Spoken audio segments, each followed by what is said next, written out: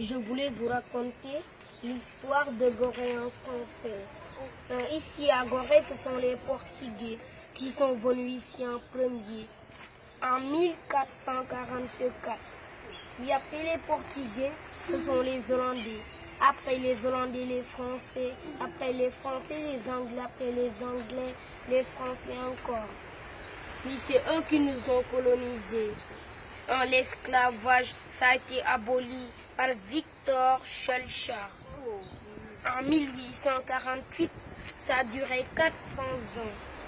Puis le premier député noir du Sénégal à l'Assemblée nationale française, Maître Blaise Diagne. Il habitait ici. Il est né le 13 octobre 1872. Il est mort en France. Puis ici, la distance de l'île est de 900 mètres de long sur 300 mètres de large. Alors ça nous donne 27 hectares. Puis ils venaient ici, les Français, et ils faisaient l'échange.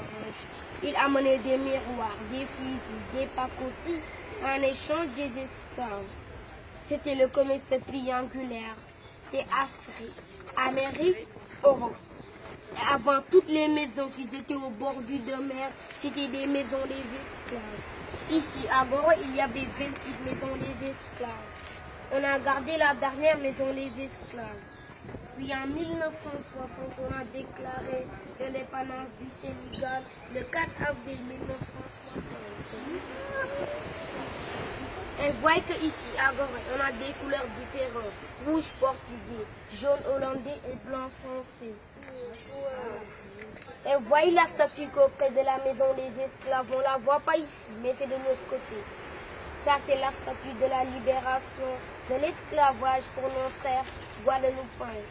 C'est les frères guadeloupéens qui nous ont fait ça le 31 juillet 2002. Un porte aller sans retour. Avant, il y avait un pont pour amener les esclaves. Ceux qui étaient malades ou blessés, on les balançait dans l'eau. Les requins venaient le manger. Parce qu'en cours de route, il n'y avait pas d'hôpital. Et ceux qui posaient 60 kilos, on les amenait les vendre en Amérique, en Haïti, au Cuba, etc. Ceux qui posaient moins de 60 kilos, on les laissait dans la salle des gymnases temporaires. On les engraissait. Le haricot du niébé, mélanger ça avec l'huile de palme pour qu'ils posent 60 kilos. Et École Mariamba, excellent des meilleures jeunes filles. C'est là-bas qu'on sélectionne les meilleures jeunes filles du Sénégal. Seulement des filles, il n'y a pas de garçons. Et Mariamba, c'est elle qui a écrit une fille l'anglais dans un livre. Et merci les amis, c'est tout ce que je savais. Bravo.